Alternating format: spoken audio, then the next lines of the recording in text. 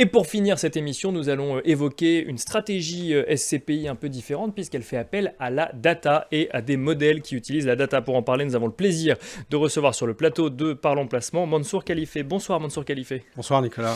Vous êtes Executive Chairman chez MNK Partners. Alors on va peut-être présenter rapidement MNK Partners avant de présenter la SCPI que vous avez lancée qui s'appelle SCPI Reason. Un mot rapide sur MNK Partners. Alors MNK Partners, nous sommes une société de gestion agréée par l'autorité des marchés financiers. On gère des fonds d'investissement immobilier sous forme de private equity, mais aussi sous forme de SCPI. D'accord. On est indépendant, le capital appartient à son management et on est connu pour faire de la gestion active. On aime bien les contrariétés de marché. SCPI Reason, j'essaye de le dire en anglais. Pourquoi ce terme Parce qu'on est sur une gestion raisonnable, parce qu'on fait appel à la raison ou Alors, parce que c'est la raison, c'est une gestion raisonnée. D'accord, pas raisonnable, raisonnée, d'accord. Voilà, donc elle est basée sur la data, donc c'est la raison, pas d'émotion, pas de biais cognitif, donc Reason. Et alors, basé sur la data, qu'est-ce que ça veut dire quand on fait de l'investissement immobilier ? Alors, la gestion active chez MNK est basée sur des modèles quantitatifs. Autrement dit, alors on investit dans plein de géographies, l'Europe, le UK, mais aussi les États-Unis. Et donc, pour naviguer au travers de ces marchés, de ces cycles, à un moment, l'être humain ne peut pas processer autant d'informations qu'on a sur le marché, sachant que ce qui influe sur l'immobilier, c'est l'économie, c'est les caractéristiques immobilières, mais aussi la démographie. Donc finalement, depuis 4 ans, on a développé des outils, donc de la data, qu'on a mis dans un outil IA, et donc qui contient 17 facteurs de calcul, qui contient 20 millions de points de data, 360 villes dans le monde, et ça nous permet de mieux comprendre les cycles passés et de mieux projeter les cycles à venir. Et donc, votre conviction, c'est que des modèles mathématiques, des modèles qui peuvent être entraînés par de l'IA aussi, peuvent amener à une meilleure sélection et de meilleures décisions d'investissement qu'un expert en immobilier, par exemple. Alors, on peut être très bien expert dans un marché qui est assez restreint, parce qu'on peut maîtriser tous les tenants et aboutissants de ce marché, mais dès lors qu'on veut aller à l'international, on a besoin d'outils. Alors, le modèle que nous avons développé n'est pas décisionnaire, ce n'est pas le modèle qui sort une décision sur un immeuble, mais c'est une boussole pour les gérants. Moi, aujourd'hui, dans mes stratégies, je peux investir dans tous les pays de l'OCDE. Comment voulez-vous qu'on aille grâce à des modèles mathématiques.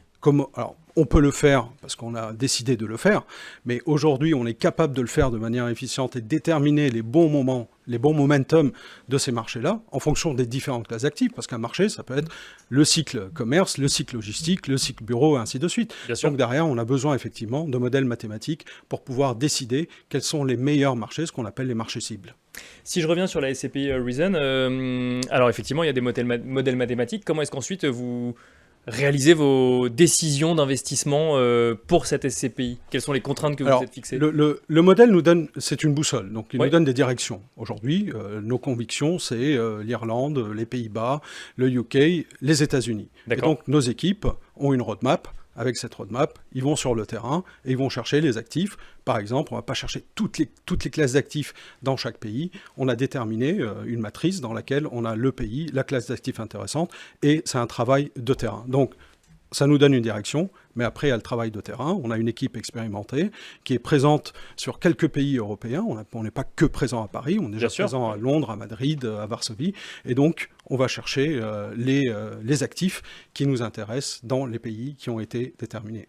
Ça, c'est pour la stratégie d'investissement. On y reviendra peut-être d'ailleurs pour comprendre où est-ce que vous en êtes des acquisitions potentielles ou déjà réalisées. Un mot peut-être de la collecte. Là aussi, vous utilisez des modèles pour la collecte ou on reste sur un fonctionnement traditionnel ? Notre modèle de gestion, non pas le modèle data, mais la philosophie de gestion des gérants de MNK, c'est ce que nous, on a appelé le quand, le quoi, quantité. Donc le quand, c'est le momentum. Quand est-ce qu'on achète, le quoi, qu'est-ce qu'on achète, et la quantité, c'est combien on achète.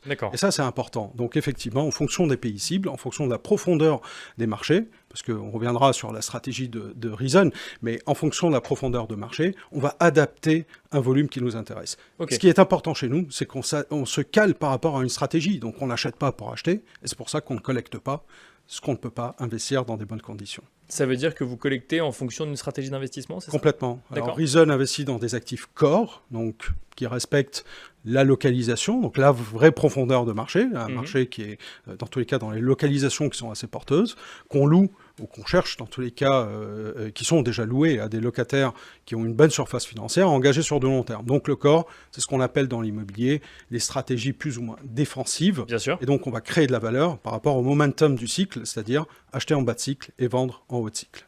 Et vous collectez ensuite, une fois que vous avez trouvé les investissements, comment est-ce que ça fonctionne? Alors, on a un pipe qui fonctionne entre collecte et investissement, ça fonctionne en parallèle. D'accord. Si on n'a pas de quoi investir, finalement, on va ralentir la collecte ou parfois, on décidera de l'arrêter. Ce n'est pas le cas aujourd'hui, on vient d'être lancé. En matière d'investissement, alors vous nous avez donné la méthodologie, effectivement, aidée par la data, la méthodologie collecte-investissement également que vous menez en parallèle.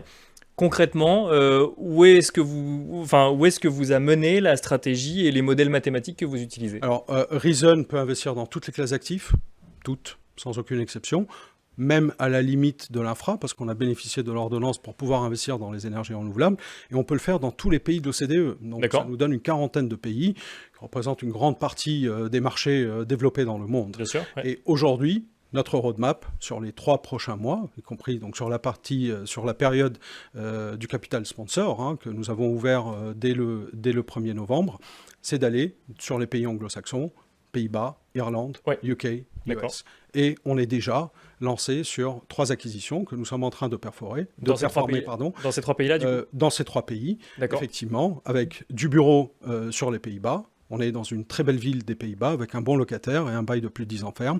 Une plateforme logistique en Écosse avec un très bon locataire et 10 ans ferme. Et un actif crèche à Dublin. Et le tout sur des rendements qui sont bien entendu supérieurs à 8,5%.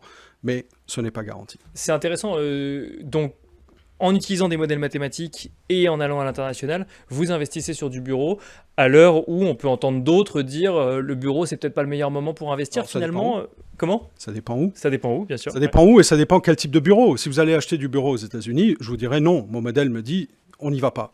Par contre, sur la plateforme européenne, sur les grandes villes core européennes, oui, le bureau a fortement corrigé, donc il y a un point d'entrée intéressant. Après, il y a le travail d'expertise sur le terrain. Il faut savoir choisir le bureau central, petite surface et surtout ergonomique et ESG. Et ça, c'est les caractéristiques que nous allons déployer sur les actifs que nous achetons. Donc le bureau à Amsterdam, par exemple, il a une très belle empreinte énergétique et une très belle labellisation. Et c'est pour ça que ça nous intéresse de se positionner sur cet immeuble de bureau. L'empreinte énergétique, ça fait par exemple partie des données que vous utilisez pour faire... Fondamentales. Ouais. On ne peut plus aujourd'hui concevoir l'immobilier sans regarder l'empreinte énergétique. Parce que sinon, c'est des travaux demain. Et des travaux, c'est-à-dire c'est la dilution du rendement.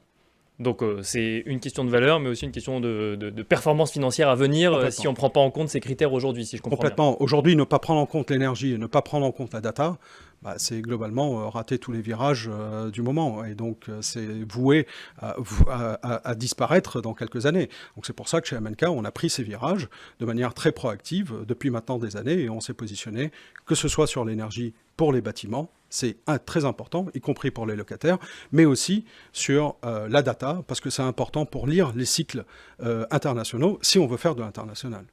Merci beaucoup Mansour Khalifé de nous avoir accompagnés donc, dans la dernière partie de Parlons Placement. Je rappelle que vous êtes Executive Chairman chez MNK Partners. Merci beaucoup. Merci Nicolas. Merci à vous de nous avoir suivis. Je vous rappelle que vous pouvez retrouver l'émission en replay et je vous donne rendez-vous le mois prochain pour un nouveau numéro de Parlons Placement.